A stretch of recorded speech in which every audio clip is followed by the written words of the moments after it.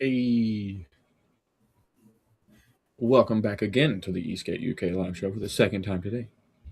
We're with Dylan Bell. He was a skater boy. Hello, Down from hello. again for a little bit, and then I'm Devin or ESK Viper. What's up, Dylan? How are the Not races? much. Racing is going so well over here in Perth. Moved over to Perth a couple Yeah, months ago, and I think we've had like 4 races since then. Oh no, 3. We've got another race in a couple of days. But yeah, no, it's going really, really awesome. I'm just riding. I'm not riding my normal black and white radium. I'm Mhm. just on a stock rating. That was 18S. I'm back down to 12S.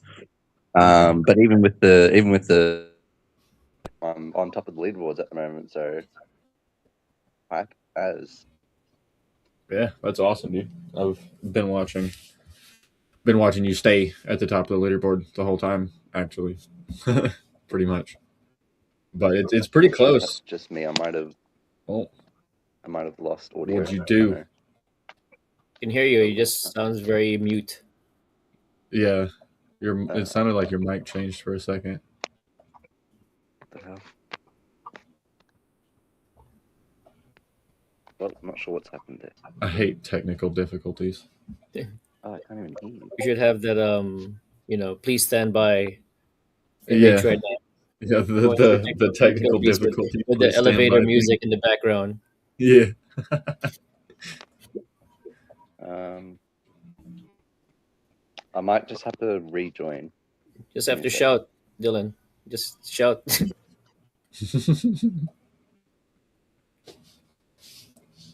He'll be yeah. back. That happened. Yeah, that You and happens me again, sometimes Devin. with the live studios. Yeah. I don't know if Hey, it's the have way you it's ever, audio. Devin? Have you ever considered an EUC?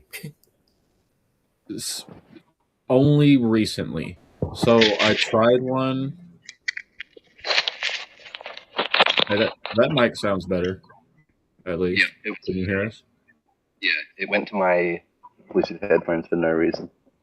Oh, All wow. good now. Okay, cool. So Fantastic. EUC. Um, a couple years ago, I tried one for the first time, and I was completely against it. Like it feels so unnatural to me because I've always faced sideways to the direction of motion. Yeah. Um, but I tried a smaller one at one of our intro to speed meets, and it's I'm not against it anymore. If I were to come across a really good deal for one, I would probably get one because they're convenient. That's why majority of e-skaters have one is because they're convenient, especially like if you're in the city. It's not a huge cumbersome board that you carry around. You just pop that little thing up and it rolls right next to you. You don't have to carry any part of it at all. Yeah. Um, and then they're more stable. They're less impacted by road conditions than e-skates are, and then they have suspension that's more reliable than any e-skate suspension that's come out besides swing arm suspension. And swing arm suspension will only ever be able to do so much to combat road conditions, no matter how the geometry works, no matter how it's built or anything like that. Or even if it's on a spring, if it's on bushings like the radium is, anything like that, there's Hmm. swing arm suspension just has its limitations, especially with how you can apply it to e-skate. Yeah. Um, but yeah, it's I'm not Um, against it anymore. Like I said, if I found a good deal for one, I would probably pick it up. Have you ever tried one, Dylan? An EUC? yeah, actually, I've had a few goes just at e-skate events in the last few years. It's weird, huh? Um, the Feels full weird. size ones I cannot get the hang of, like you, Devin. I don't Yeah, understand it. Doesn't make sense it to me. yeah, but the little one's fine. Like the little The tiny little ones ones are are fine. awesome. I love them. They're so Yeah, awesome. I've been the riding one little of ones them are sick. around. Yeah. Yeah, I no, think the big it's one just was the first one I tried, and it just wasn't it. yeah. Yeah. Well, especially if you're like a lot, especially if you're like a lighter rider, you don't need a whole tank underneath Mhm. your, in between your legs. So I feel Well, it's like, I think the bigger wheels, it's harder to like it's I think it's harder to get speed wobbles with the bigger wheels, but I think it is harder to stop them when you do get them. But with the little wheels, you can just ride them and just wobble the whole fucking time and just be fine. I watched a guy do it. He went around the whole track, and the whole time he was just wobbling his ass off. But he stayed on it the whole time and got back and was like, "Oh, that was fun." I was like, "That didn't look fun to me," but so You said before something about having a whole tank under you, which I thought was interesting. Have you heard of ungoverned? No. Yeah. Talk about that shit. That thing's cool. Yeah, so over here in Australia, there's a guy that makes these boards. I think the board is called the Vendetta. His company's called Ungoverned, and it's how do I explain this? It's like a board. You stand on it, and it's got two tank tracks. It's got one in front and one in the back, and they can they articulate like this. They articulate just a little bit to turn. Yeah, and I've been riding that around a few times. They've brought it to the races. You carve like a regular board too, like the standing platform articulates, and that's what makes it do the little turn thing. No way. Yeah. That thing's fucking cool, dude. I want to try incredibly capable. Like it'll go over anything. Yeah, I was gonna say I'm stealing this from a YouTube channel, but that thing goes places you can't even walk. Right. If you've never seen the Grind Hard Plumbing Company YouTube channel, that's where I got that from. Yeah, I like that. They have this whole little like 100-mile challenge for their little shitty PEVs that they buy off of eBay and stuff. They're trying to make it 100 miles off road after some slight modifications and stuff. They're like, "Oh, dude, this thing goes places you can't even walk." No, that right there, that thing goes places you can't even walk. Wow, yeah. Definitely it's so cool. During one of the ads. Oh wow. Yeah, I convinced him. I convinced him to put bindings on it. I thought it really need bindings. Hi, Craig, missing YouTube, bro. But yeah, he put some bindings on it and he did a jump with it. I was so hyped. Yeah, as soon as I saw it, I was like, that thing needs bindings for sure. How much would something like that cost, though? Oh, quite expensive. I think it's around $5,500 or $6,000 Australian money. Yeah. You can click on it and find out. But there is a lot of engineering that's gone into it. Yeah, for sure. €5,300. Yeah. Yeah. But those things gotta last. Cool, those things are pretty durable, I guess, huh? Yeah. I mean, I only had like 15 minutes with it, but I didn't break it, so that's saying something. Yeah, that says something. Not yet. Maybe the extra 5 minutes you would have. Yeah, probably. Yeah, you would have broke something. Yeah, I've been in contact with the guy that owns that company, and might do some videos with them. I think they've got a demo board here in Perth that they might let me use to. That would be sick. Make some content. Yeah. Need to send one across the pond and let me test it some places. Yeah. That would be sick. Is it? But that's really just meant for. I could only imagine the questions I would get. You can write it in the street. What's that? Yeah. Is that really just meant for off-roading? Yeah. He told me the tracks. I don't think they're really meant to go on road. Yeah. I don't think they're durable for the road, but for off road, it's really good. Yeah. And waterproof too. Yeah, he ran through that river. Yeah, that's kind of interesting. I don't know how waterproof it is, but yeah, that's something I gotta ask him about. The water didn't go very high on it, so I'm not thinking you can submerge it or nothing like that. But yeah, it looks at least decently splash resistant.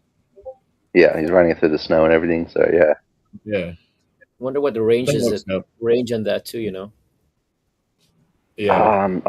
I didn't get the range. I know it goes up to like 50k an hour, which is kind of crazy. Yeah, that's really fast for something like that. Yeah. I wonder if it's got the watt hour. Oh, $7,000 delivered. There you go. Ooh. Come on, Devin. Charge it. Might have to grab your mum's credit. 13 miles. Yeah, IP67 rated remote, motors, and electrical system. Oh, there you go. It's fully waterproof, I guess. Wireless charging, sick. 13 miles. So it's not a very big battery No. for Yeah. yeah. How heavy is it? I wonder how heavy is it. Oh, quite heavy. Quite Yeah. heavy. You wouldn't want to like carry it around a shopping center or something like that. Or these street legal? Definitely. There you go. I think it's meant to be more of like a motorbike type thing. Like you take it out into the bush and go for a Mhm. bit of a ride. I think you can. I think it's got a quick detachable battery system, so you can have another one in there in your backpack or Oh, something like okay. that. If you, Okay. Yeah.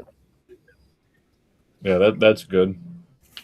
At least because 13 miles isn't very much, and if you're abusing it, you're not going to get 13 miles, especially off road. If you're Yeah. ripping up hills and yeah, stuff and ripping over logs and shit, you're not getting nearly 13 miles out of that. Yeah, I was yeah. thinking the same thing, Craig. It looks like a lot of fun. Looks like an absolute riot. Hey, Craig, I Dylan. think they're taking it to. They're going to bring one to nationals to Coffs Harbour, so you should be able to have a few minutes with it, get acquainted. That'll be sick. Record it, Craig. Yeah, Craig. I want to see it. We need the camera. Need Videos or it footy. never happened. Yeah, I know, huh? Yeah, Dylan got 5 minutes with it, and he's got video. Yeah. So what do you like? How do you like 18s?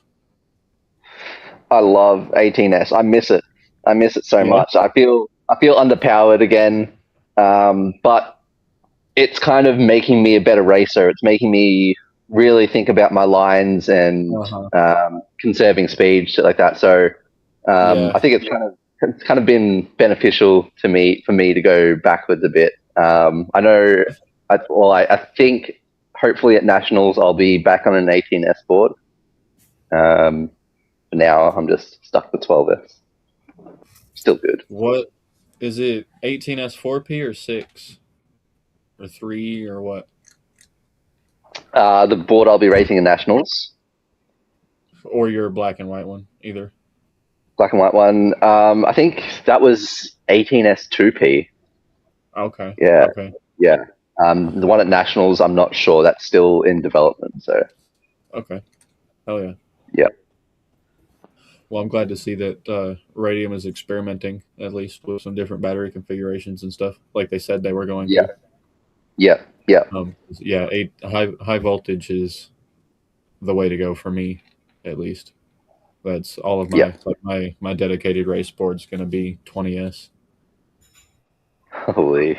Yeah, it's you. I don't think you've seen it yet. I'll pull up a picture on my phone real quick, unless Suki beats me to it because I already sent it to her. Hey, Dylan. Quick question before I head off. How's the ESK8? How is Australia handling PEV rules? Has it gotten strict over there, or are they cracking down? Because I've seen recently in Queensland, they're like, e-bikes. Yeah. They're really going down on e-bikes. So are they kind of what's They've had a few. They've had a few crackdowns over the years. I know in Melbourne they had a couple of crackdowns. I never had any issues. But then again, I've never been the type of person to like when I'm just out riding in the streets. I'm not doing all this crazy stuff that you yeah see me doing. I'm yeah not, when I'm on the road, I'm following the road rules. When I'm on the footpath, I'll slow down for people. I'm cautious. I'm always wearing my helmet. I'm being considerate. So I've yeah never had yeah any problems. And I'm sure you've seen, and I think it's an issue in the US as well. All these e-bikes are coming out. There's a bunch of 12-year-olds getting on them and wheeling down the streets, and yeah I think we've even had a few deaths here in Australia because of them. So I fully understand why they're cracking down on it. It just really sucks that we are also kind of getting pulled into it because we Mm-hmm. yeah are we are on an an e-rideable.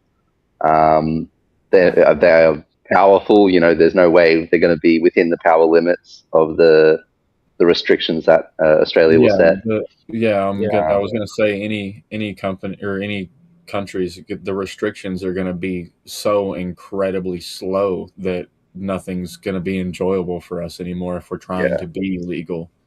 Yeah, it just won't do it. It's I hate to say it too, but it's not even just the e-bike people ruining it for some of us anymore. Like there it is. That's what I was talking about. Oh, Yeah, very big old nice. go-kart tires. Look at those That's tires. nice. Next, I want to talk about these go-kart tires. But continue what you were going to say about. There's some people in the community too that I think specifically should chill out because they're not helping our cause. Because right now and for the last couple of years we've been in a gray area. Like me specifically, I'm road legal in the state of Utah. If you are on an e-mobility device that's not a bicycle and you balance yourself, so it's not a one wheel and it's not an EUC, you can be in the street. So I'm good there specifically, but that's not going to be the case everywhere, and that's for damn sure. Especially like in New York and stuff, where dudes are lane splitting all the way up to the front of a light just to run the red light.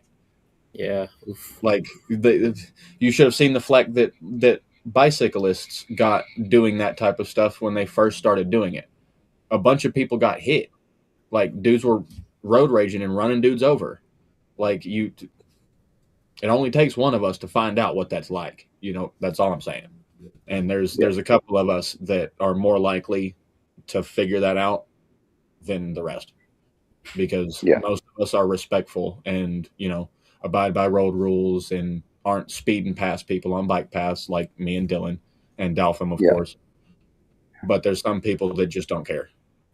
Yeah, that's it. And they're not part of the community, so they don't really care what reputation they give us. They just they're out.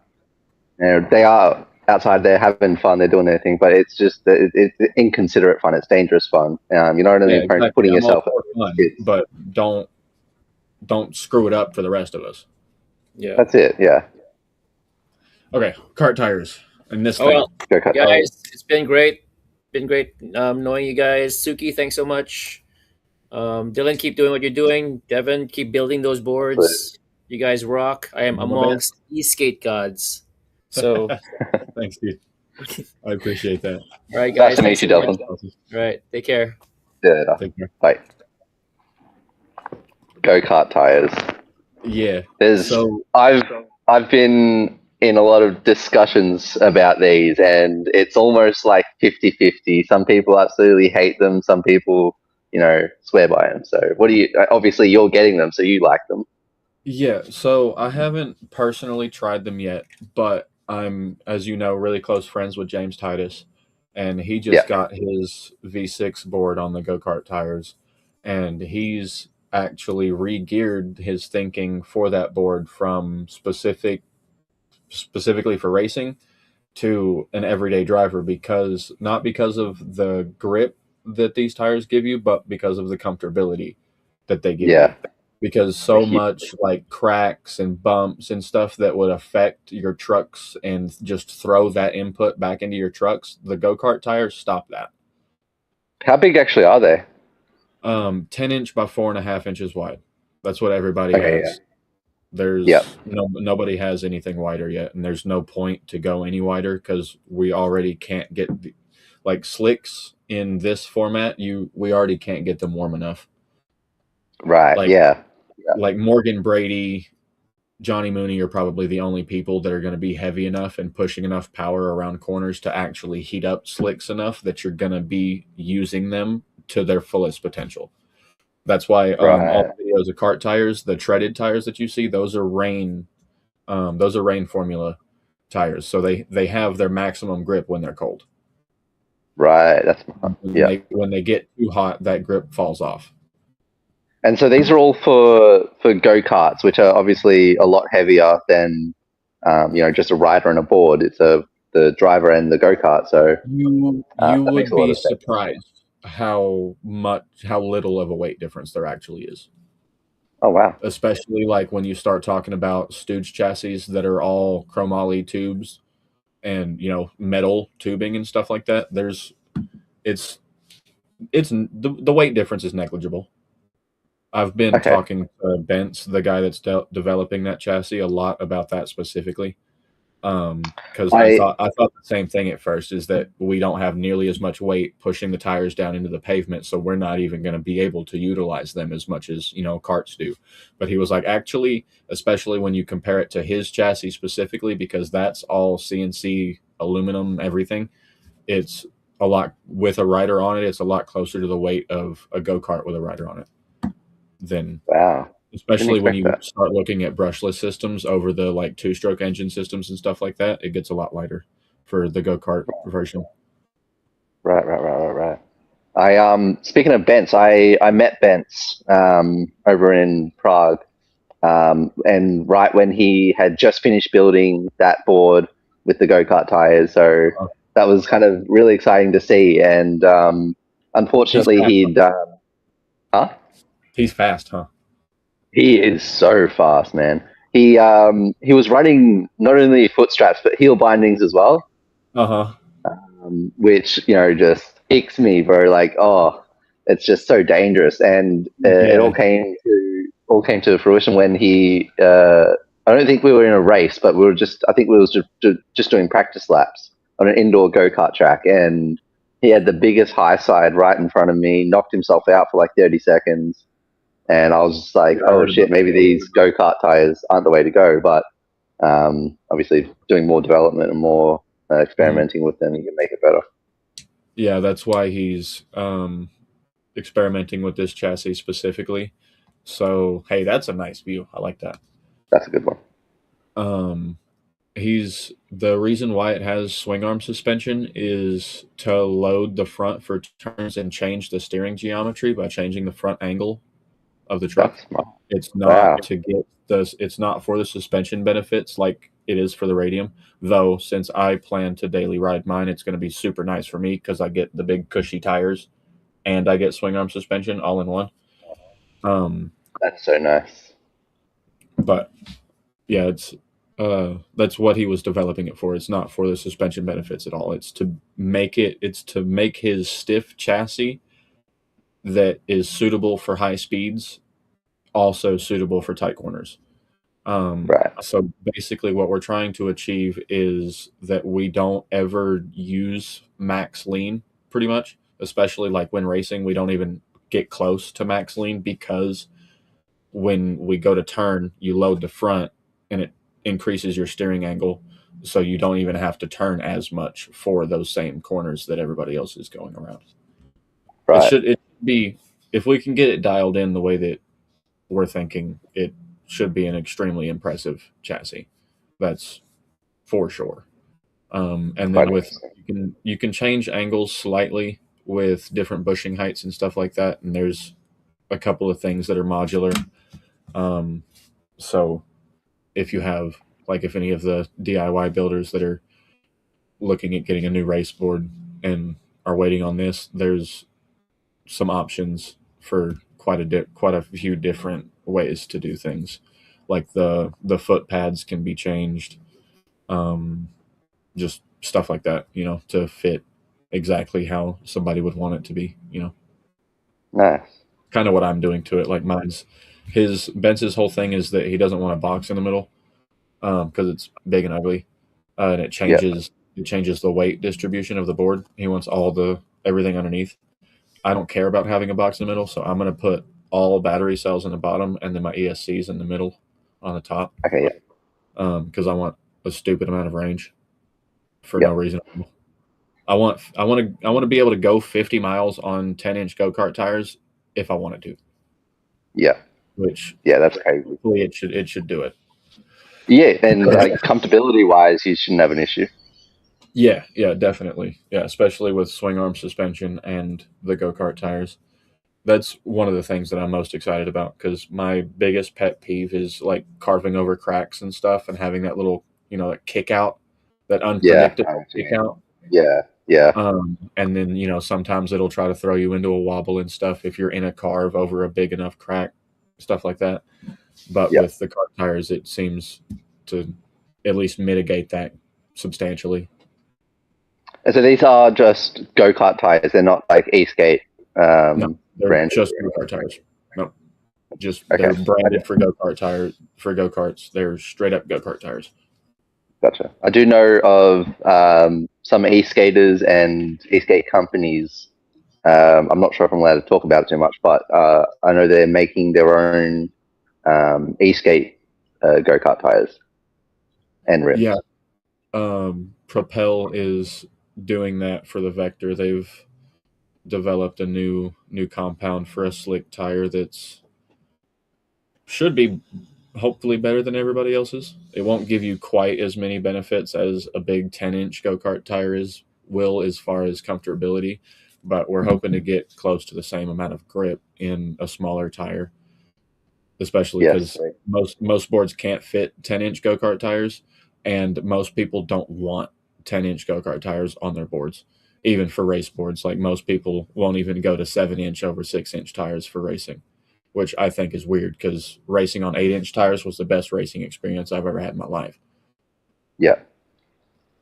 But yeah, I'm so I'm kind of worried. Like it's in my head like this nightmare just keeps replaying that like me or someone else is gonna take a fall on the track with one of those big go-kart tire boards behind me, and next thing I know I'm being fucking run over. I don't know what's better if it's better to like get run over and kind of roll over, or if the big go-kart tires with all that extra weight's just gonna like throw me around. I don't know. It's scary though. well, These boards are getting faster, they're getting heavier, they're getting more dangerous. yeah, that's definitely a factor for sure. Hopefully, most boards that are using go kart tires have 4-wheel drive, so you can effectively stop them. Because that was like when the go kart tires first started becoming a thing. That's what a lot of the people in my friend group were talking about was the extra rotational mass and stuff like that.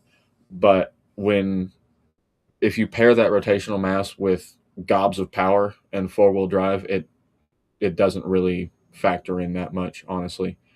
Especially because like the G300s, they're capable of 250 battery amps and 500 motor. Like if you can't stop a board with 500 amps, you're doing something wrong. You know what I mean? Like that should be about as fast as a car that's using ABS. Let's say go like I've seen some of these stooge boards. I think going like 50 miles an hour on these go kart tires. Like you think about that. If someone goes down in front of you, how much reaction time are you even going to be able to have? True. Yeah. I don't know. It just adds a bit of danger to the sport. Which in one hand, it's kind of exciting. It's more adrenaline. It's more risk, more reward kind of thing. But on at the same time, it's still danger. Yeah, I don't want to see my friends getting hurt. I don't want to get hurt. Right. No, that's always the worst, is seeing somebody take a fall like that. Yeah.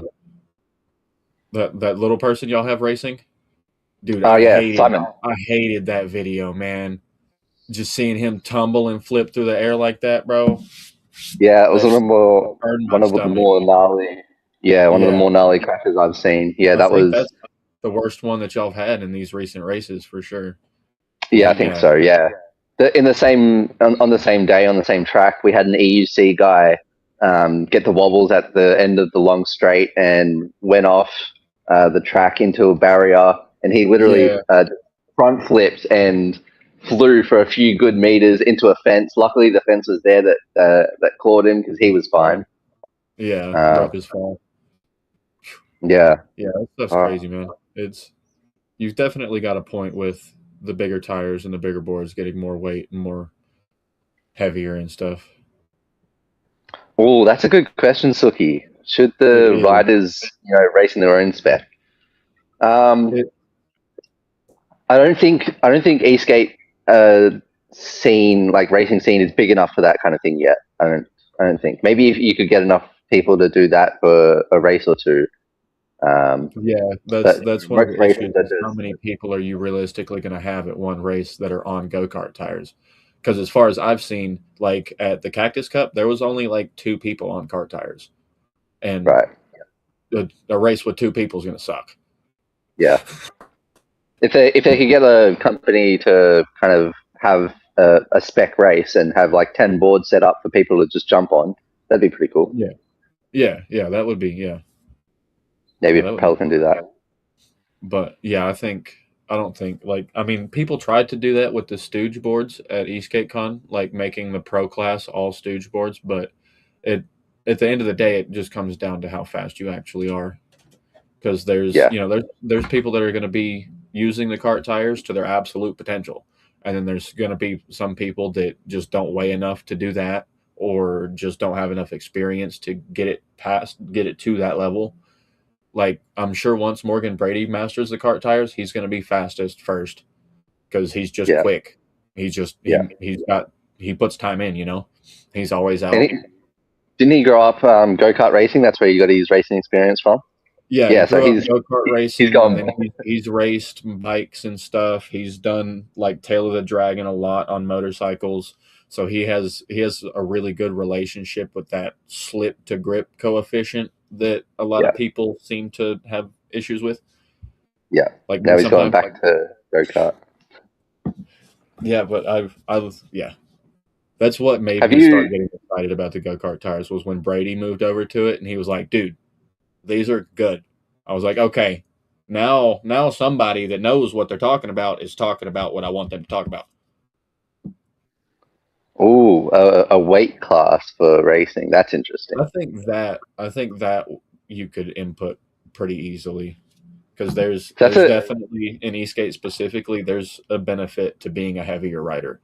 Me, benefit. Mooney, and Steven saw that firsthand on some urethane boards. We were like mocking our spec race and just ripping the spec boards around the track. And Mooney's just so much faster because he has that extra weight to push the urethane down into the pavement. He was just Interesting. ripping around the corners, just leaving us in the dust because he's got like 50, 60 pounds on some of us because he goes to the Right. gym every day. So indoor tracks or smaller, tighter tracks would be better for heavier riders, but like outdoor bigger tracks Yeah, might like be a bit. long track might prefer lighter riders. You're right. Yeah, because then I think that the is more the top case. speed heavy. I think that is the case.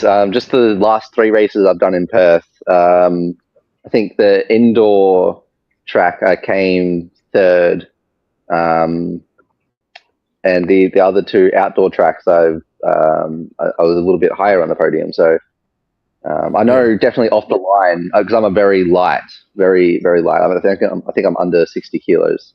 So Oh, off the line, I can just gap people. yeah. If there's positions in front of me, I can usually get ahead. But yeah, I do feel like I have to lean a lot to really You gotta make my lean real weight. far. Yeah, that's annoying. Yeah, Have I feel the you? same way. I weigh like 175 pounds. I don't know how many kg that is, I don't know how but many. Yeah, I don't know what that is. um, but yeah, I feel the same way that I like, especially around some tight corners. I'm like could almost reach out and just touch the ground. I'm just a little further away from it.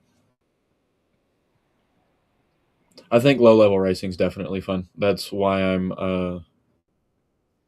participating in the spec races that we're doing for our intro to speed. Even though like I'm one of the founders for our chapter, I probably shouldn't compete because we're giving away boards and stuff. But it's good. It's a good experience for Yeah, from a racing like looking on standpoint. It's good to like Dylan said it earlier, going from racing an 18S board to racing 12S. It makes you being on a smaller board makes you think a lot more. yeah, And it gives you time to think instead of flying around a corner and trying to maintain a line and stay as close to it. You can actually maintain the line because you have to be slower. You're forced to be slower. yeah. I think weight would play a really big role in these spec races, right? If we're all on the same board, Yeah, um, the weight differences is going to be really. It's going to really throw yeah, things around.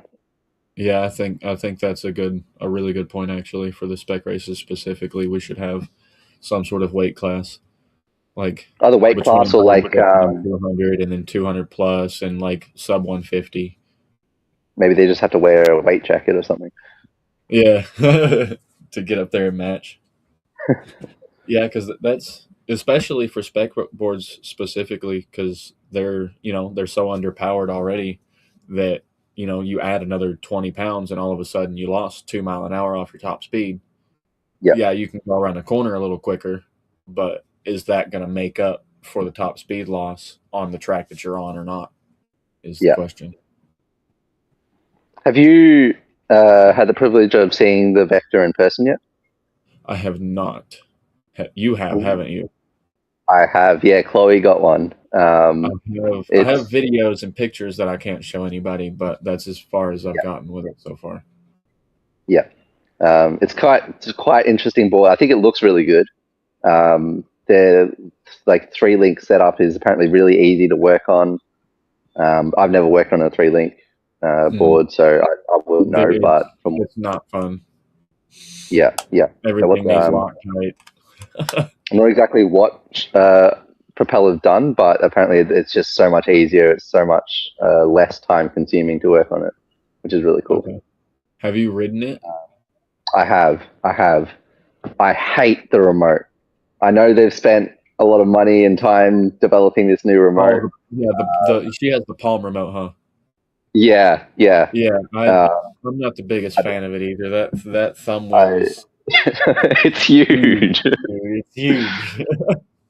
It's a little weird. Yeah, I think they're working on something else a little more special, something of potentially a trigger variety. Ooh. I know what ESK8. I don't know if they've actually come out with it yet, but they were working on a not dual trigger, but it had finger was accelerate, and then for the brakes it had a thumb wheel. Mm-hmm.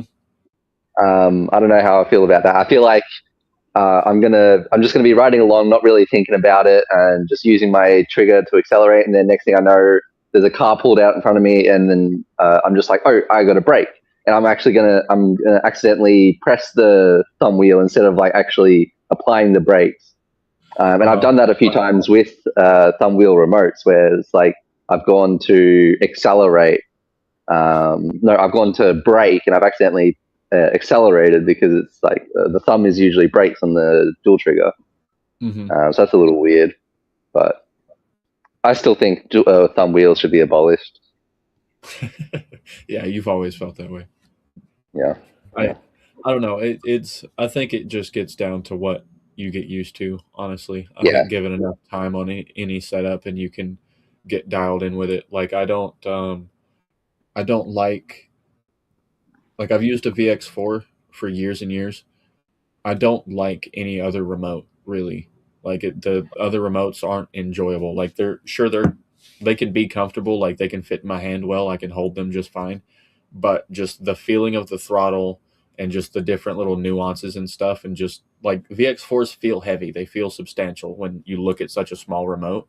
Like my VX4 is definitely heavier than the other Hobbywing remotes sitting next to it, and they're way bigger. And so what's that? Is that oh, you got it? Yeah.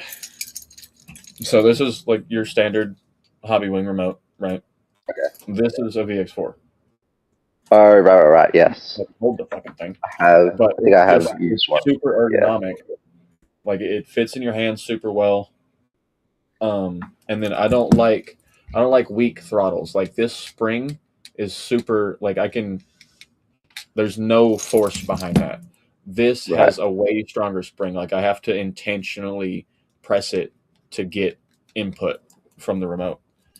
I think that's another thing that companies need to work on is better remotes. Like there's not very many companies that have a different remote. Like everybody uses either an X-Way Rexus remote or a Hobbywing remote or some version of a Hobbywing remote that looks like a damn Hobbywing remote.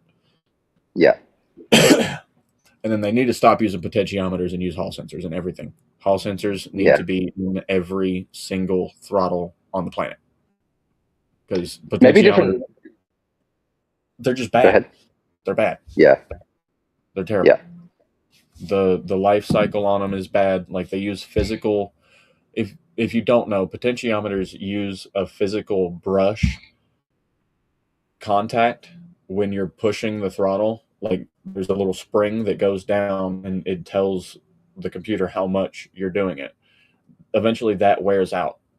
And then if there's any Right. like skipping or any of this shit, that translates into how much throttle you get.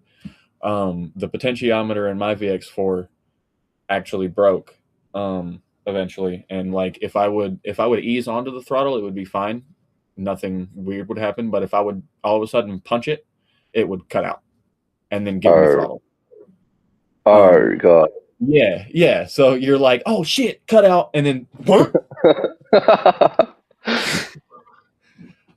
so I switched to a Hall sensor in it, but that's companies need to get better remotes. They need to make them more durable, like thicker plastic, a little bit heavier, feel more substantial, thicker springs, like a little bit heavier springs, because like little bumps and stuff, especially for a thumb wheel specifically, because less dexterity in your thumb than you do in your pointer fingers and index and whatnot.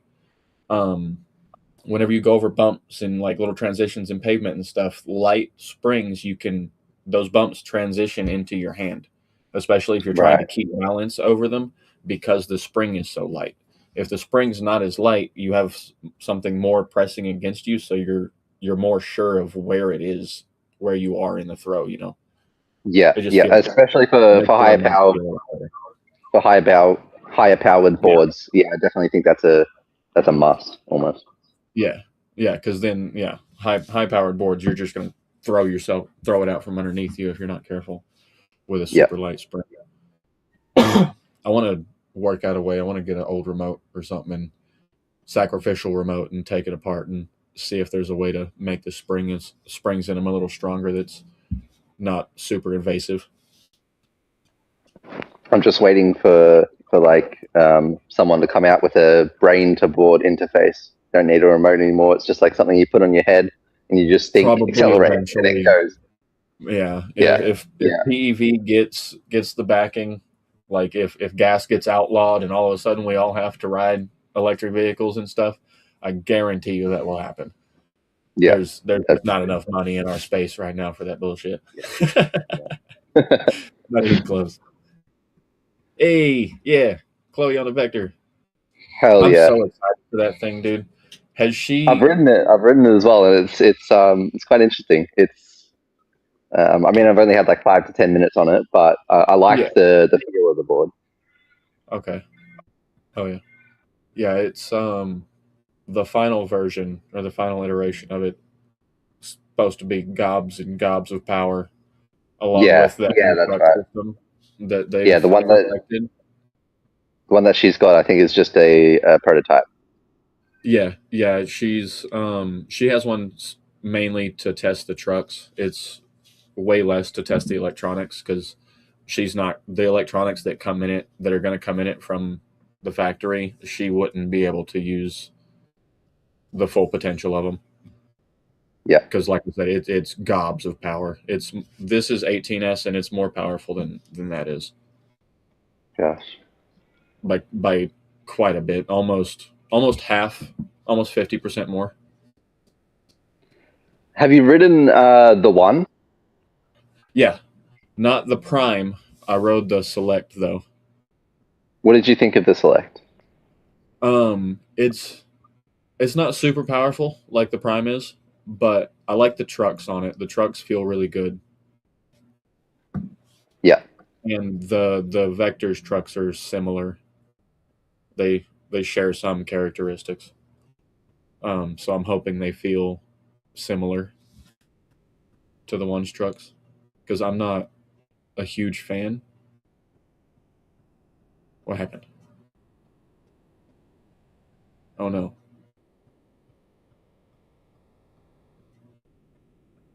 Well, I'm not a huge fan of three links in the first place, but the ones on the one impressed me as far as three links go. I've never been a fan. Hey, there we go. sorry about Um, I've never, as you know, I've never been a fan of three links. But the links on the one actually impressed me as far as ride handling and steerability and whatnot. Yeah.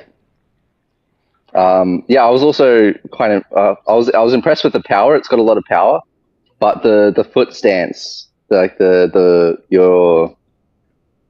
spacing of your feet is just not enough.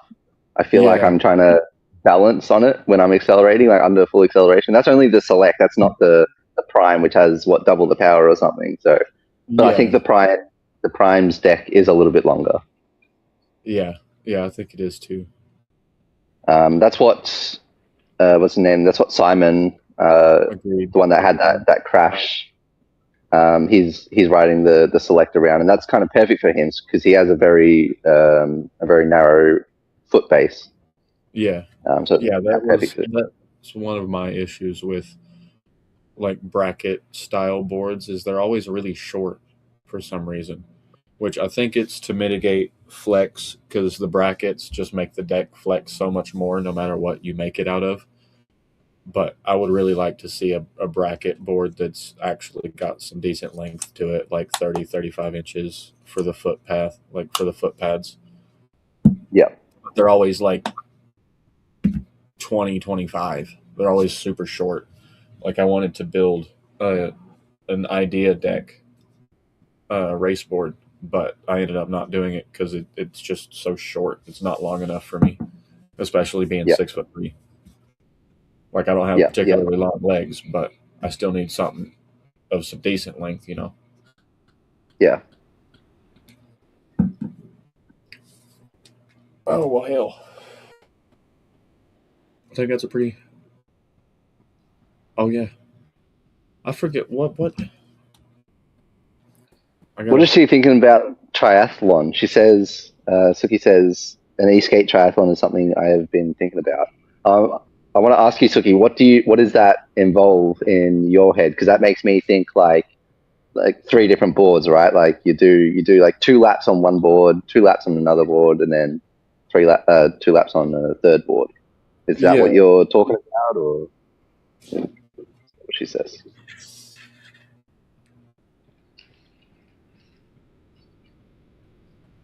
or like a PEV triathlon where it's like e-skate, one wheel EUC, or e-skate, e-bike EUC. I like that. All the different disciplines get to Yeah, be I think that would be good. cool. Yeah, yeah. Yeah, okay. Yeah, she means the PEV one. Okay, yeah, Okay. yeah. Yeah, That's that better. would I think that would be cool. See, that would be like that'd be a really good like exhibition race for after, like how Eastgate Con does the run, like everybody's got to run in Yeah, full gear all the way around the track, stuff like that. yeah. I think that would be a really cool thing to do, like at the end of events and stuff. Like get your little group, you know, and I'd like just to do see heats of some. like just your friends that all have different PEVs or something like that. That would be cool. Yeah, I might have to do that. At Intro to Speed, we might have to. Yeah, we might have to do that. we've Get the been UC guys toying. on the board and see what their times are. Me on an EUC, like a full size EUC, would be like DNF. Yeah, for real. Me too. Couldn't get off the Every start turn I'm falling off of it. line. Ooh, a trick I show. think the trick show would be cool too. There's a lot of people that can actually do some pretty cool stuff on a e-skate.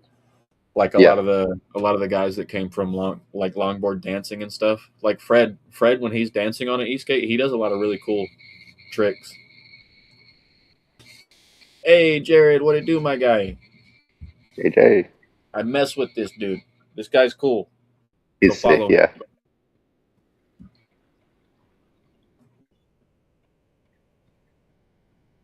Hit a target.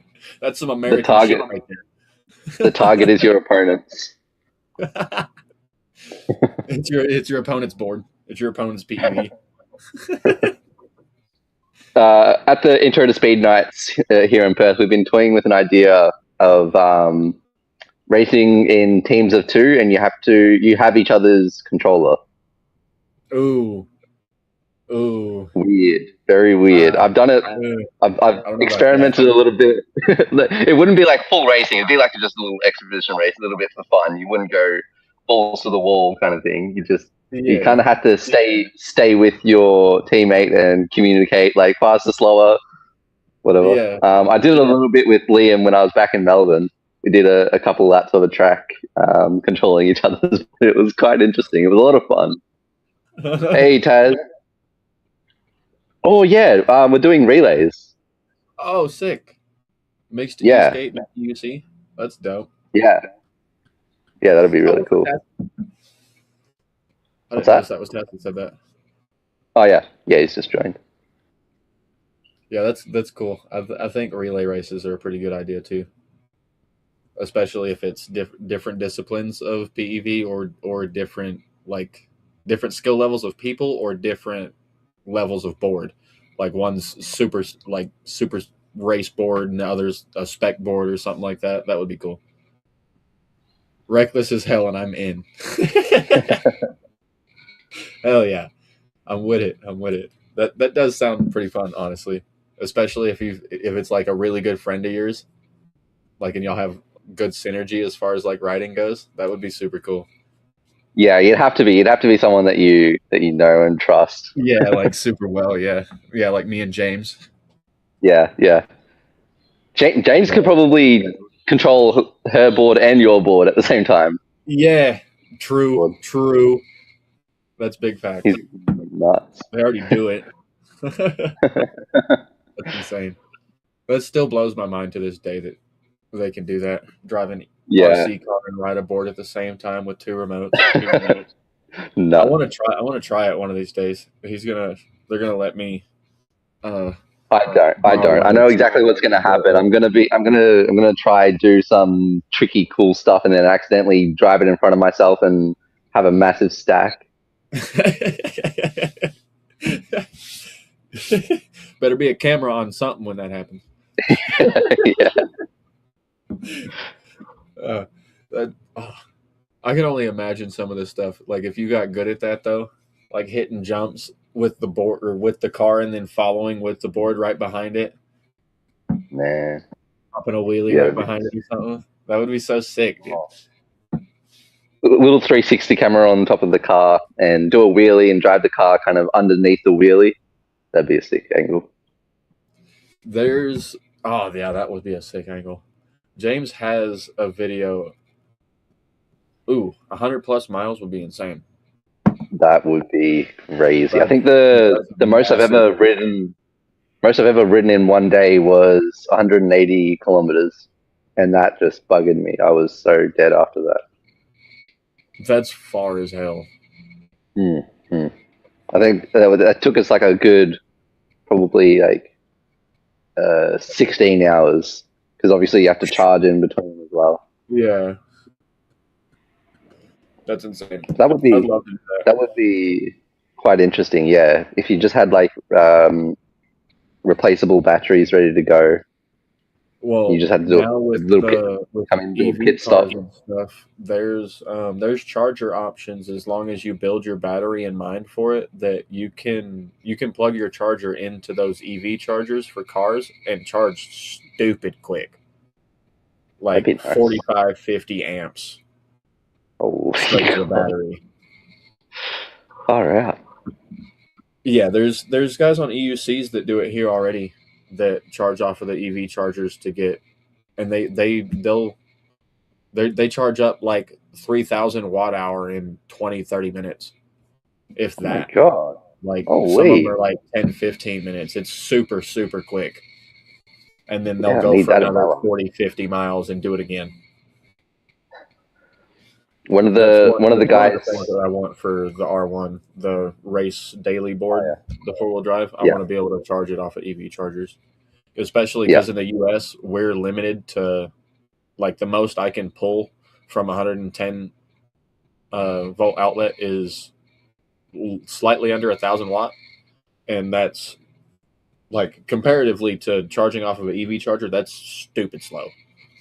Yeah. But the EV chargers here are 220 volt, and that you can charge way quicker off of a 220. That's actually one of the requirements, is to have 220 volt. Right. Which Okay. Interesting. we have some of our stuff in like US houses is 220 volt. Like most stoves are 220 volt, washers and dryers are 220 volt, but like everything else is 110. So usually in a house, there's only like one or two 220 volt plugins, and they're already utilized by other shit. Right. But the EV chargers are a good way to get 220 volt in the US. I'll have to talk to Bence more about how you actually do it, because I'm pretty sure to do that, I think you have to charge bypassing your BMS. I don't think there's BMSs that can charge that quickly. Right. Okay. But as long as your charger's a safe enough charger, it doesn't matter if you do that. And if it's not, if you're not doing it every single time, then it won't really impact your battery health a whole lot. It's obviously going to impact it at least a little bit, because the slower you charge a battery, the better it is for it. But yeah, okay. With the new cells that are coming out, they can take a lot more than like when the P50B came out, the charge rate on it was super, super quick, and now there's other cells that are faster. Battery technology is it's getting what?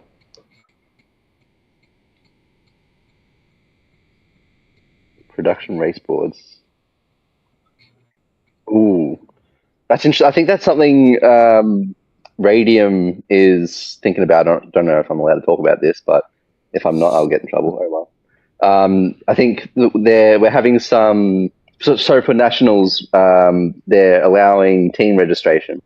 So he's getting some people from Australia to join the Radium team, and I think after so obviously most of those riders don't have a Radium yet, so I think he's going to supply a board, and then after the race, if they want to keep it, they can have a discount on it or something. But I think that's a good idea.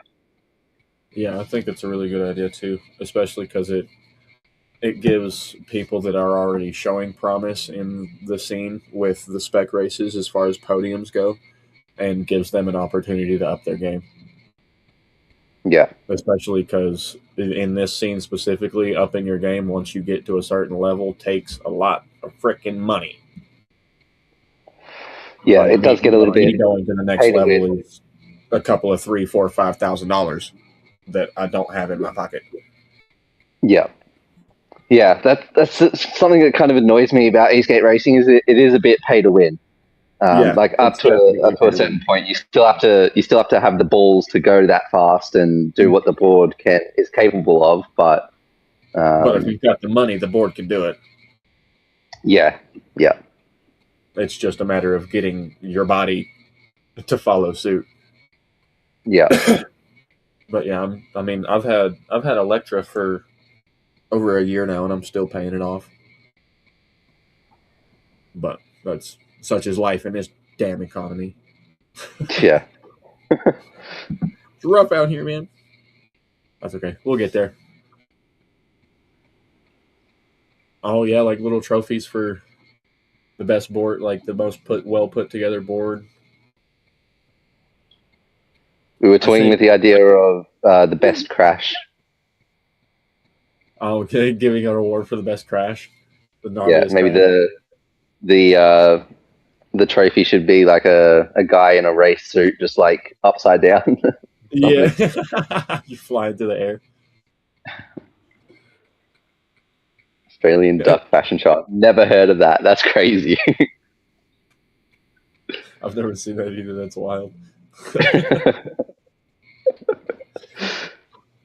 I need to find out where that is. Definitely get behind that type of stuff, though. Like, oh yeah, like Kareem, the guy that he always dresses up in protective gear to match his board and stuff, and takes pictures out in New York and stuff. Posts them in the group. He would definitely get into something like that, I bet you. Yeah, I think that that should include like if this is at a race event, it should include just anyone that wants to bring a board. Like, because a lot of guys in the ESK8 community don't want to race. They don't want to go fast. They don't want to risk it. But they what they Like do golf. instead is just like, yeah, they spend their money on making their board look really nice and getting everything aesthetically pleasing. So I think that'd be a really good, like, inclusive event for people that don't want to race. I think it would too. That's what before I got into racing and realized you could put an absolute assload of power into boards. That's what I did. Like my first board was beautiful. It got stolen from me sadly, but it was beautiful. That's a good name for the Crash Award, the Ragdoll Award. I love Suki's just still putting up pictures of ducks. I love it. It doesn't look real. It looks like something that comes straight out of AI. Yeah, it definitely does. And those are real. Those are real fancy dresses too. Like those. Yeah. Like people back in the '80s would have wore those to some nice dances and stuff, and they're on ducks. Back to the style. Back to the aesthetic competition kind of thing. I really want to see like ESK8 go in the, like, obviously there's lots of different directions it's going in at the moment, but one thing I want to see like open up is something like a lowrider scene where people just rock up on boards and they've got like airbags or hydraulics and the board's just bouncing up and down. That would be crazy. Massive speakers on it or something.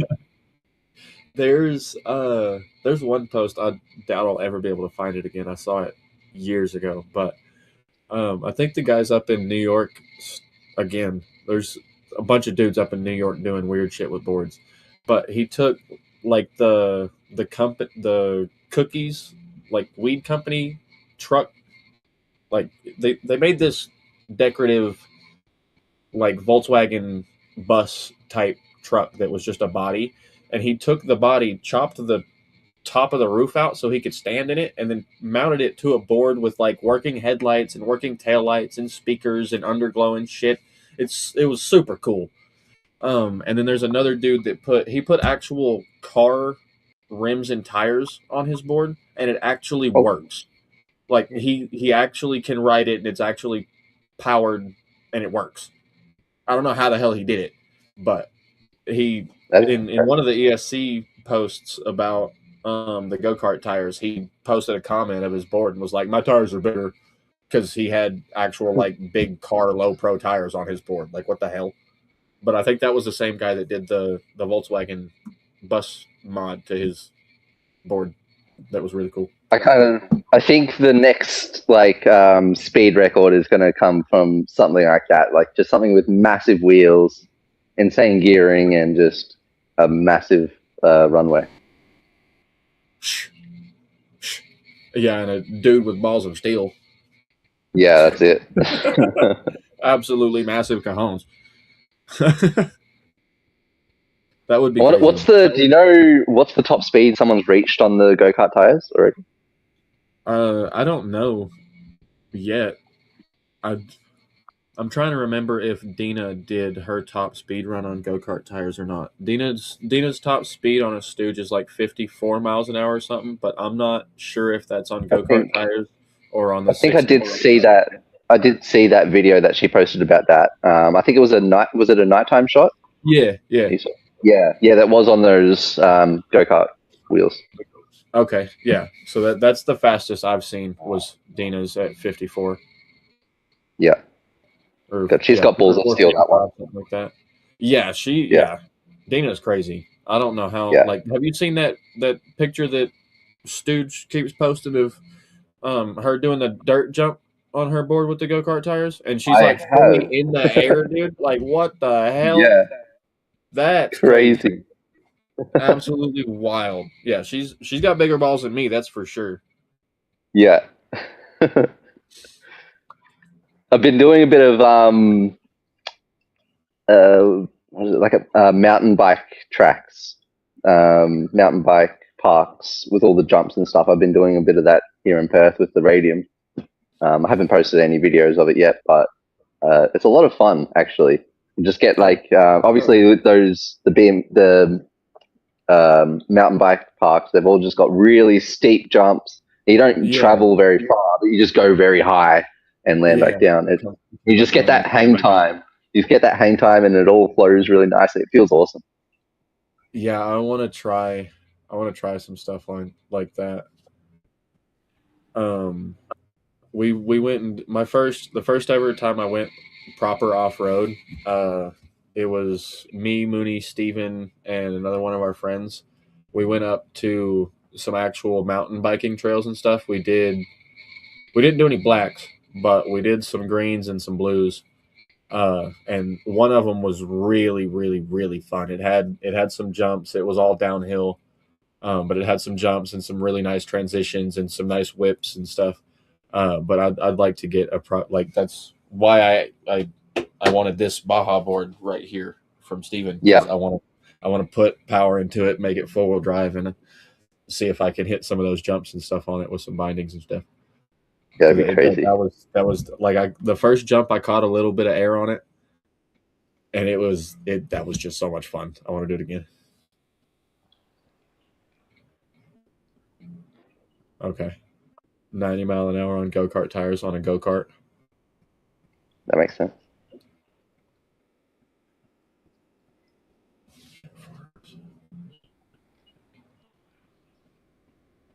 Oh, Windsor, you're getting go kart tires,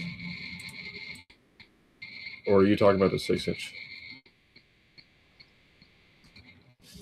Crap, that'll look bad.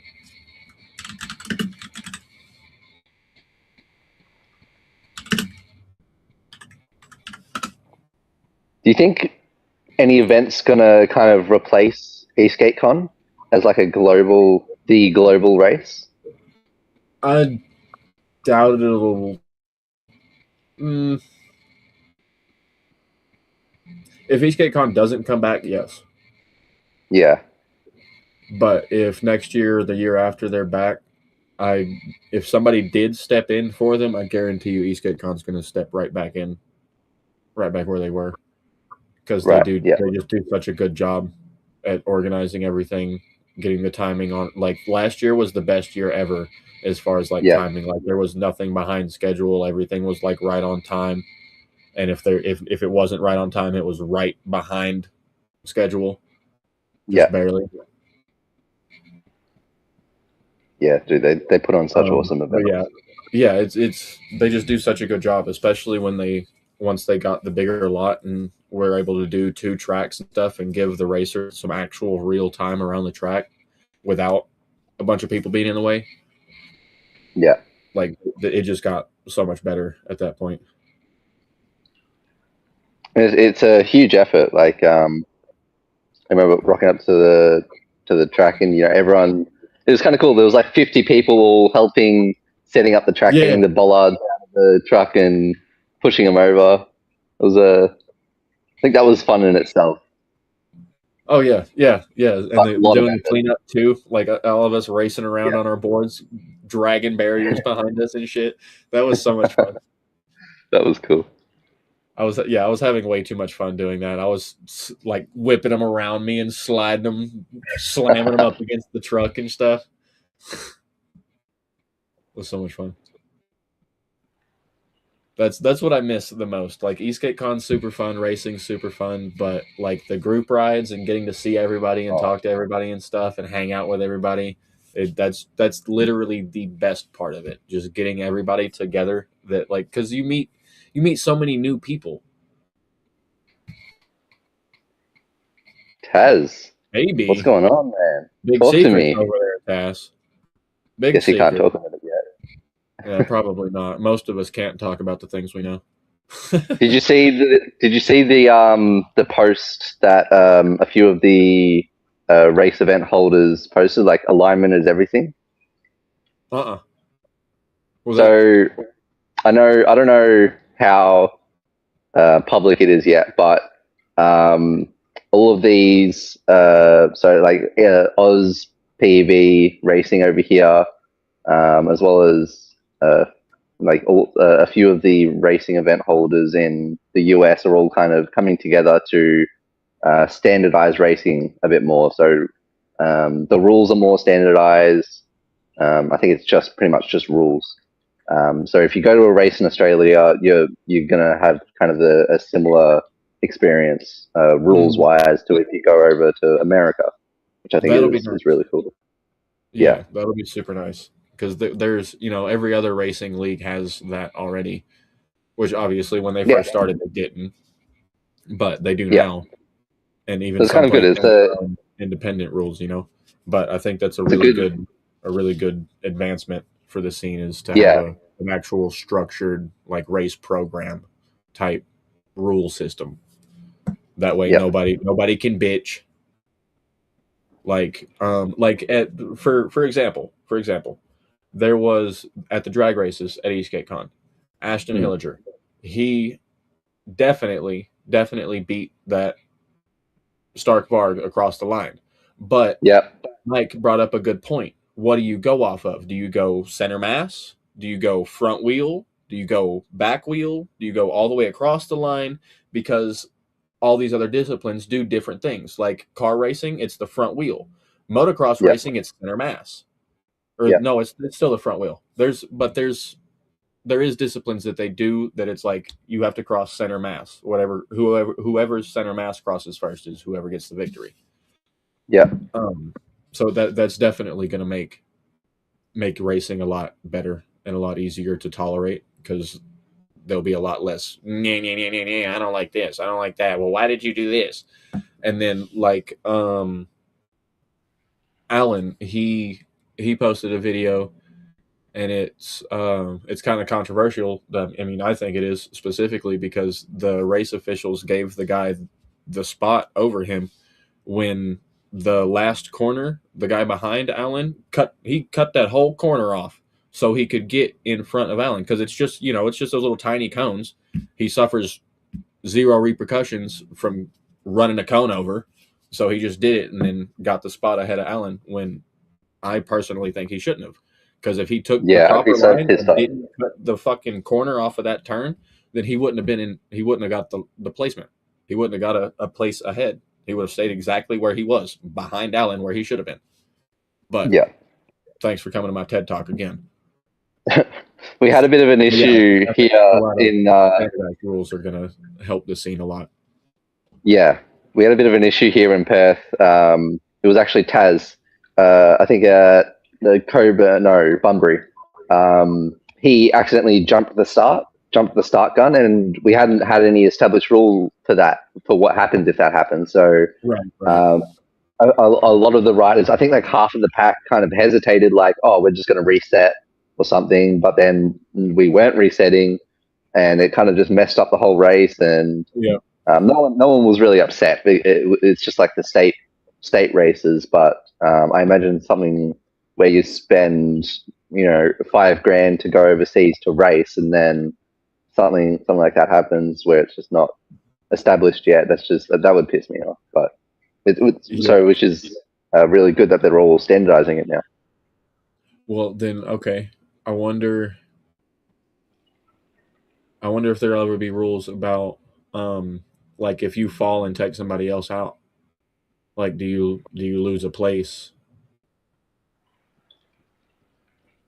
Like, obviously, it would be like a case-to-case basis because sometimes a guy just is trying to bully you out of your line and took too much risk and just knocked you both the fuck over, and then other times it's just like guy got speed wobbles, took the dude next to him out. Like so there should be repercussions for that, but if I can look at a video and see you getting really close to pushing him off of his line and taking you both out, and then the third time you went around that corner, you did it, I think there should be some repercussions for that. Yeah. If there's purpose behind it, if it's not an accident, for sure. Yeah. If somebody outside, like a race official, can look at it and be like, "No, you did that on purpose." That feels so bad about that. And like he did the right thing. He knew he'd made a mistake, and he didn't want to take advantage of that. He didn't want to benefit from that. So he kind of just stopped a few meters away from the start line and kind of went up to the side. I think he let like more than half the pack pass, and he was in front. So it was a big hit for him. But we have now established that if someone jumps the line we will do a restart, and they have to. I think they get sent back a few positions, and I think if you do it 3 times in a day, then you get disqualified.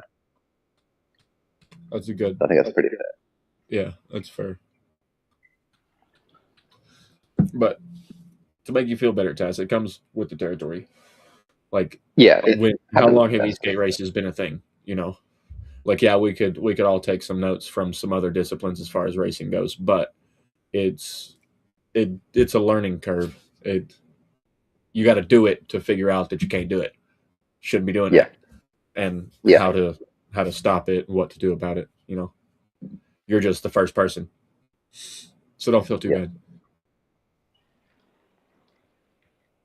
If anything, Taz, you should be excited. You have furthered the sport. You did something that it's furthered the sport. Yeah. Yeah. Now we just got some extra rules. That's okay. What do you think about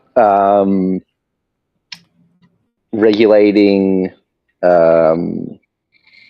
like protective gear? Like, obviously, every race helmet is mandatory. But what should we do? Dot approved? Should we do anyone can just bring any helmet they want? Or what do you think? I think bare minimum, like even for spec races, you need to have at least a DOT approved helmet.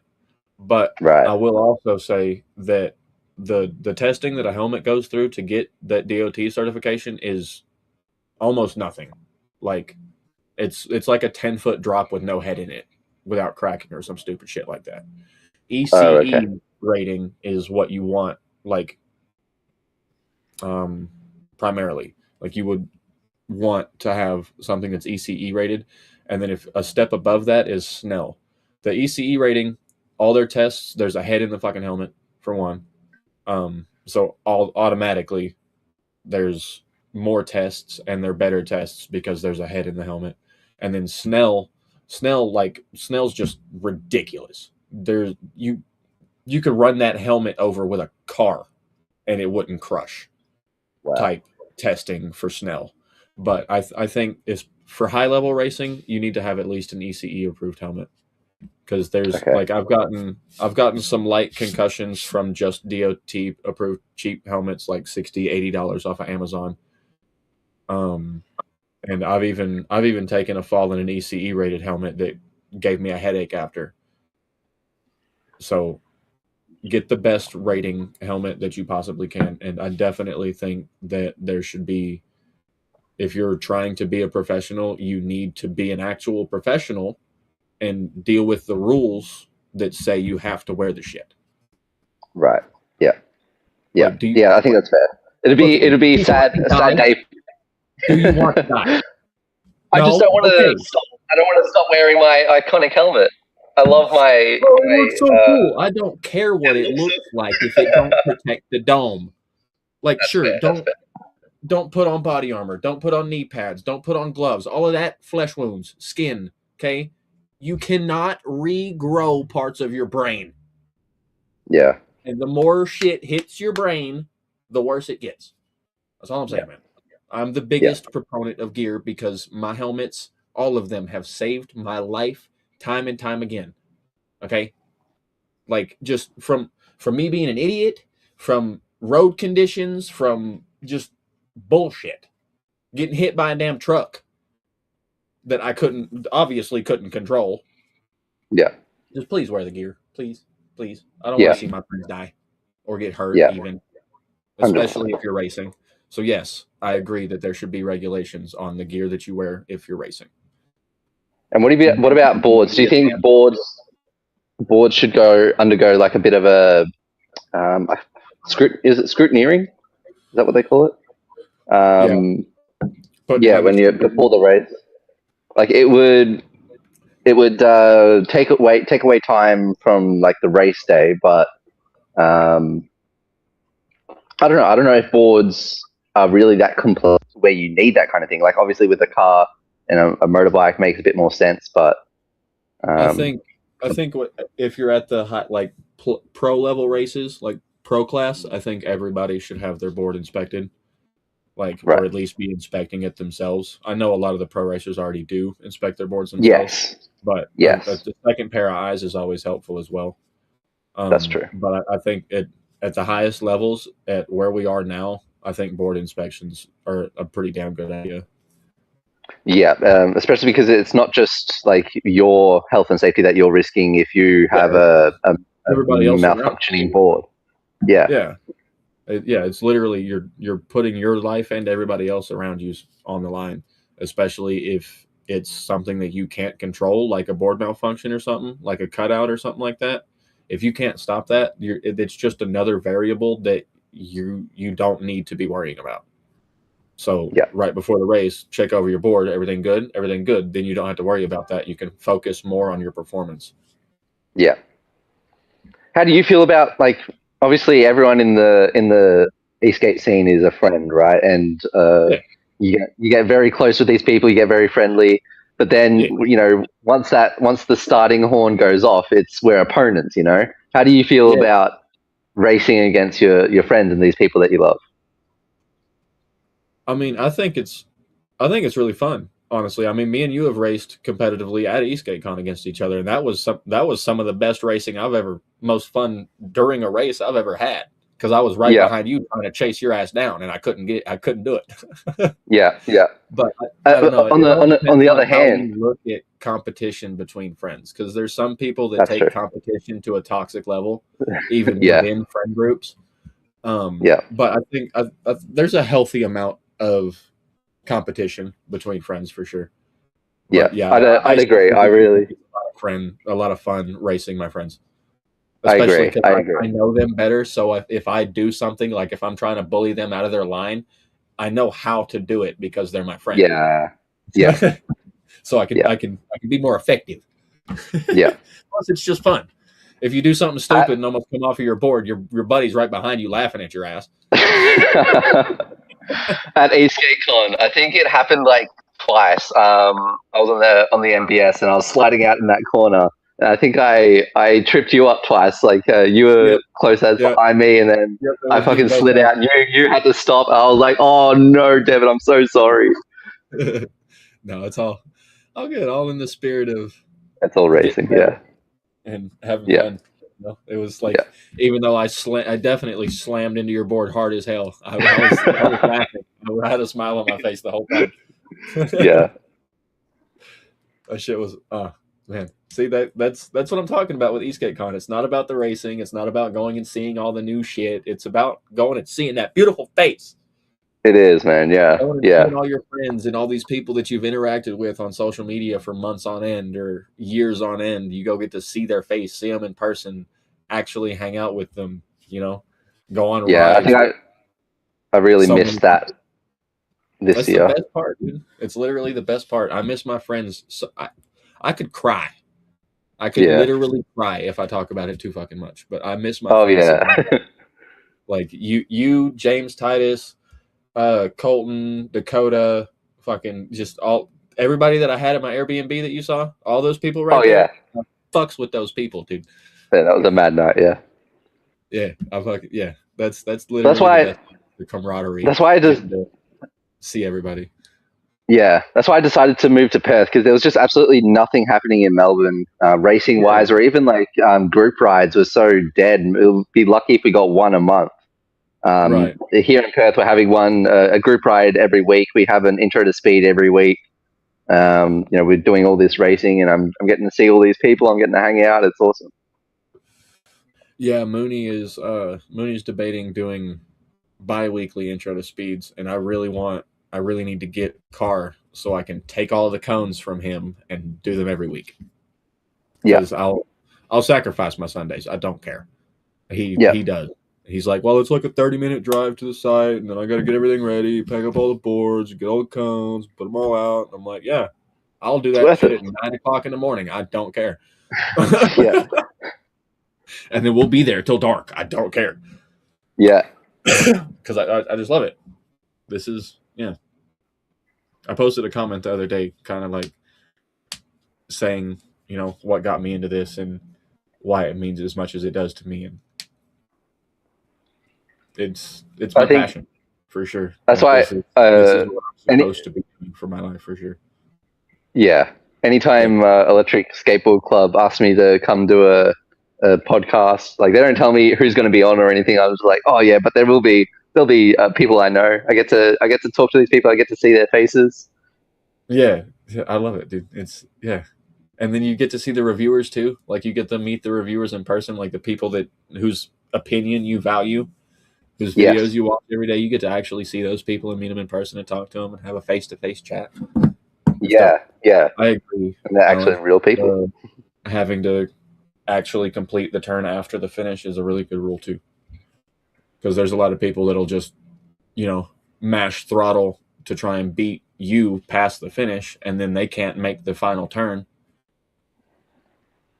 And Yeah. in a race that has barriers and not cones, if you don't make the final turn, you're hurting yourself or somebody else, and that's not a good thing. Yeah. So that's a good And I idea. think get off the track straight away. There's no stopping on the track and talking to your mates and being like, "Oh, that was sick," because there's still racing going on, and you never know. You like, I think in the most recent race we had here in Perth, it was at an indoor track, and there was quite a lot of laps. So we were lapping people, and after it was all said and done, we were kind of just slowing down, just taking a cold lap, as to say, a lazy lap around the track after it was all done, and there was other people still racing around us. I was like, "Oh, this isn't good. We should have been off the track by now." Yeah, that's crazy. I mean, I can appreciate wanting to win, but technically cheating to do so is not cool in my book. Yeah, I personally wouldn't have done it. That's the only reason I'm saying anything about it. I'm the big, like, you should see my reactions at our just intro to speed races when me and Mooney are trying to beat each other around the track, and I accidentally cut the corner off of a turn. I hate myself for it. I'm like, God damn it! I yeah, immediately stop yeah, and go put the phone back where it was. I don't keep going. yeah, yeah. No, that's fair.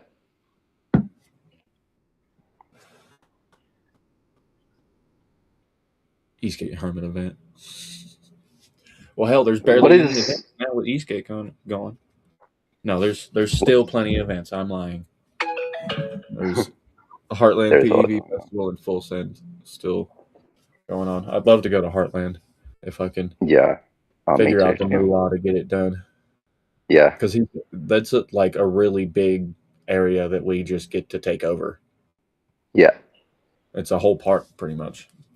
Oh I man, think that'd be actually sick. it is the whole park. Yeah, dude, the whole thing. And there's camping on site. It's Oh, so sick. You don't have to pay anything for like Airbnbs or hotel stays if you don't want to.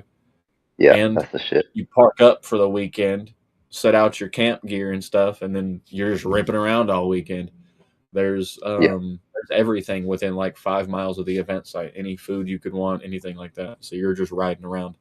No car, no nothing. Just yeah, PEVs all weekend. Yeah. If I make it to any of the events, I'm making it to that one. Because I'm not I don't know. I like racing and stuff. Like racing's really cool. It's fun. But I go for seeing my people and hanging out with, you know, people that get me. yeah, I don't necessarily go for just the races. yeah. I mean, matter of fact, the first 2 years I went to ESK8 I didn't even race. Oh, really? Yeah, I just went because I wanted to go. And Yeah. then I was like, oh, they race? Yeah. Oh shit, I'm in. Yeah, and then the second year I was like, well, my board's definitely not up to the task. And then I got sponsored by M Boards, and they let me race their prototype endurance. And then I Oh, raced nice. my Yeah, board next year.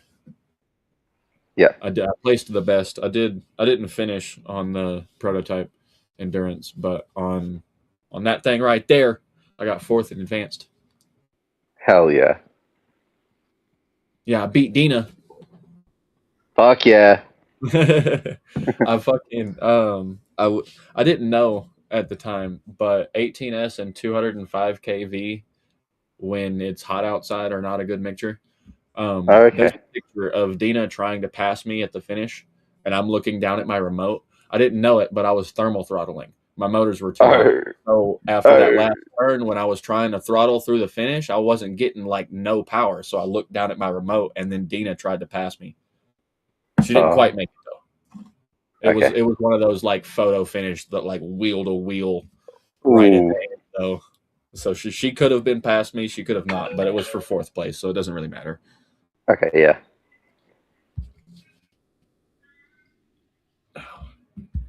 Well, hell, True. We have been going quite a while. Just been talking. yeah, Time just yeah, flew. yeah. It was a good. Suki likes it when we do that shit. When Good. there's no when we don't have a time limit, at least. When we have a time limit, Yeah. she's in the comments yelling at me.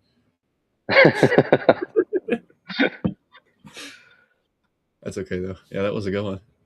We've had like 4 or 5 viewers the whole time too. Oh, Which nice. was good comments or good questions. I like the advancement of the scene.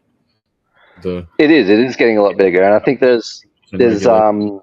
there's a lot more events gonna be starting up soon. I think there's a lot more people interested I in hope so. hosting races. Even in China, I've heard there's quite a lot going on over there. Oh yeah, hell yeah, I don't know what, but yeah, hell yeah, it's yeah. I'm growing excited and it's for it. exciting. Yeah, a lot of people were debating like, oh, is the death of ESK8 the death of ESK8? No, no, we're just getting started, baby. Yeah, Trust. We're it's just just us, now like just getting the like hiatus. somebody commented on one of my posts specifically saying that E-skate racing was dead. Like not that E-skate was dead, but E-skate racing was dead. I was like, It's not. nah, nah. We're just getting started. Literally. Like We're not. we barely got baseline rules starting now. And we've been Yeah, racing for that's it. like we're just getting started, trust. And Especially if we can get some outside of the scene sponsors, like if we can if if I can get somebody at Red Bull to see a video of you, we're golden. We're golden, I'm telling you. hell yeah, I'm telling you. hell yeah. I have this Red dream Bull video I want to make. I want to get sponsored by Red Bull, and I want to have a board strapped to my feet. I want to skate out of a plane and skydive with the board, pull the parachute, get a couple of meters off the ground, and then just pull the parachute off, land on the board, and keep going. I think that'd be a keep sick going. video. That would be sick. Red Bull, where you at, bro? Red Bull, come on. Come on, bro. You know that would be sick. Yeah, that's what we need is some outside of the scene sponsors that have some money and some skin to put in the game. Taz has been putting in the work. He's a very good people person. He's been chatting up a lot of potential sponsors, and they've secured for nationals this year. They've secured like so many. I think they had like a list of 15 to 20 sponsors, Wow. and Oh yeah. Oh yeah. Good on you, Ted. Blue Eddy, the that company that makes the portable power stations. Mm-hmm. I think they've come on board. So yeah, there is a bit of things happening. You just have to be Yeah, you just have to be a Taz. that's a good market to like target too to get outside sponsors is like other uses for batteries and that like stuff. Did I see? I think Reggie got sponsored by a glasses company. I don't know if you saw that post, but he posted something glasses, and it had the company logo in it and everything. So I think he got sponsored. I don't know, but I thought that was quite exciting to see.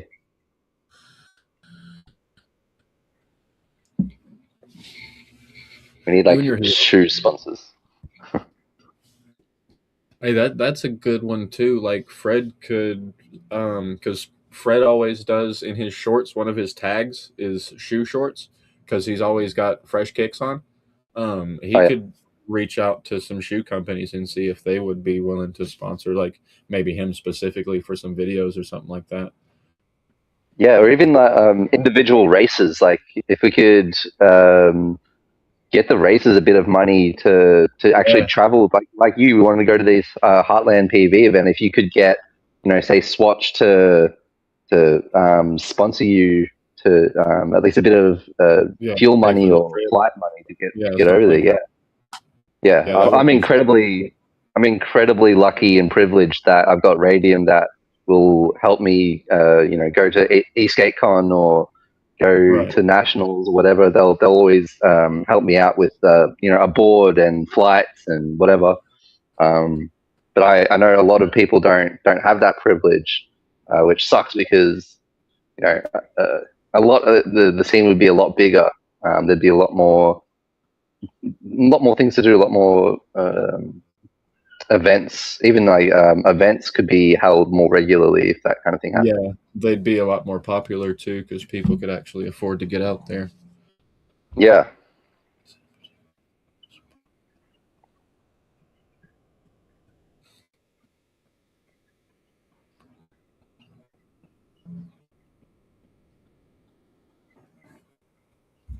Say hello, Moses. Sorry, I was reading Tass's comment. That's okay. Oh, he's got a big comment. Yeah, I agree, especially about the nonprofit thing. That's what Heartland is doing. Heartland is officially actually registered as a nonprofit organization. Okay. So they could reach out to some other companies too, outside of the Eastgate scene to see if they. I'm sure they already are, honestly, especially since they are registered as a nonprofit.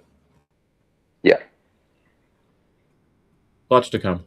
There's definitely a lot to come, especially if we can get some outside eyes on the scene. That's one of our biggest issues is people don't know it's a thing. Like Eastgate specifically, like they've seen one wheels, they've seen electric unicycles, they've seen e-bikes, sure, but nobody's seen an electric skateboard. Yeah, even to this day, riding out on the street, I get people coming up to me like, "I've never seen this before. I didn't know this existed." I was like, "How, bro?" Yeah, like how have you not seen this? Something like it at least. But yeah, nobody and then not only that, like when you take that and then compound it with how high of a level you can get with these boards, nobody knows that. Nobody knows that you can get a board to do 60, 65 miles an hour and get there in a couple of seconds, because they barely know that they're a thing. Like if they've seen them before, they've probably seen, the college kid that's got a Meepo Flow going 15 miles an hour through the campus. They've never seen me going down the road at 50 miles an hour in traffic. Yeah. Yeah. So I think, we need eyeballs, fresh eyeballs. And it's hard because it's we can't really get it televised.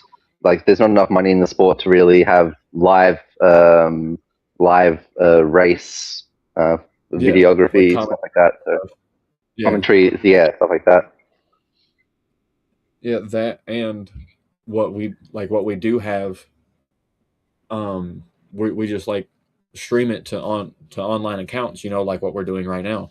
And with how saturated social media is, it's almost impossible to get the algorithm to push your content, especially if you're not doing it, 4 or 5 times a day. Yeah. It makes it a lot more difficult. Like I don't know if you watched the last stream at all, but I think the max we had for viewers was 2. And now me and you have 6 currently. Yeah. But it's just an algorithm thing. Yeah. It's pretty much all up to the community at the moment.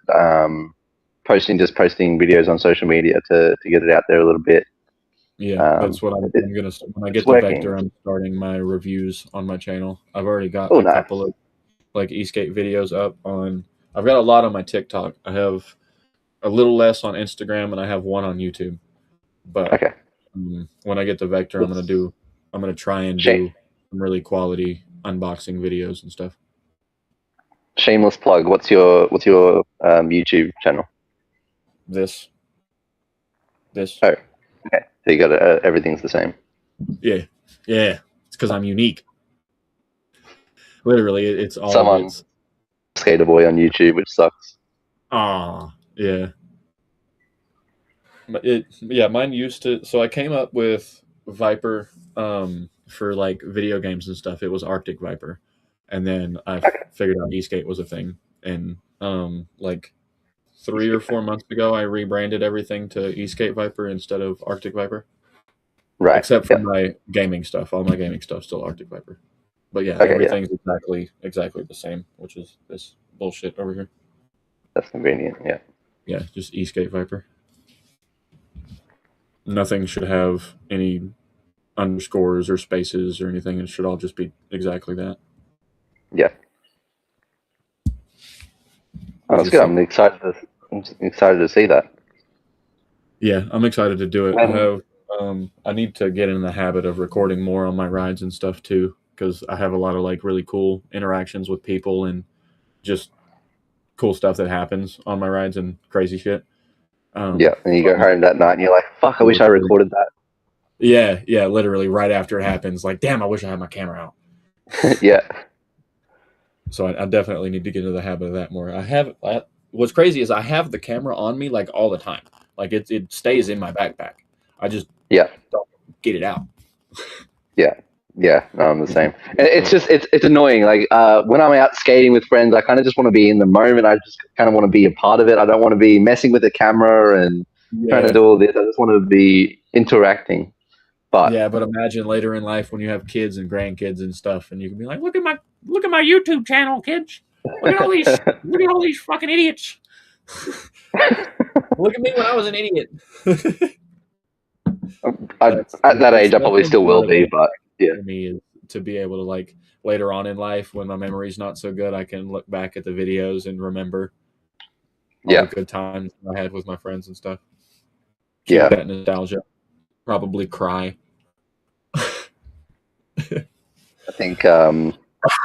I think we've spent too much time for Suki. She wants to call it a day. So, Fair enough. We've been going for like almost 2 hours. yep, almost. That's okay though. It was a good talk. It was a good chat. We had a lot of good points. Yeah. I enjoyed it. Thanks for watching. We appreciate every single one of you. Thank you.